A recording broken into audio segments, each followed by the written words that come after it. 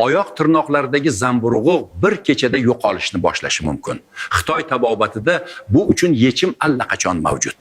Ko'pchilik menga shu muammo bilan kelganda oyoqlarini ko'rsatishga uyaladi.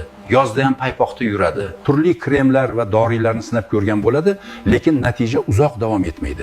Sababi ular faqat tashqi qismini davolashadi. Aslida esa sizga atigi 3 ta oddiy ingredient kerak.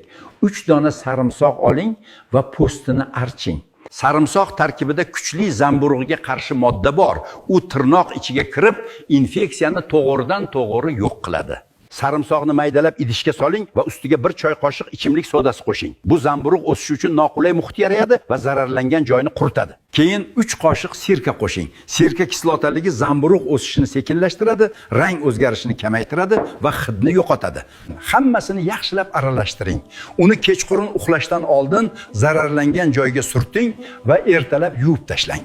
Lekin shuni biling, Xitoy tabobatiga ko'ra bu sizning immun tizimingiz zaiflashganini bildiradi. Immunitet kuchsiz bo'lsa, infeksiyalar oson tarqaladi va tirnoqdagi zamburug' bu ichingizda nima bo'layotganining belgisi. Bu usul tashqi muammoni kamaytiradi. Lekin agar immunitet kuchsiz bo'lib qolsa, zamburug' yana qaytadi.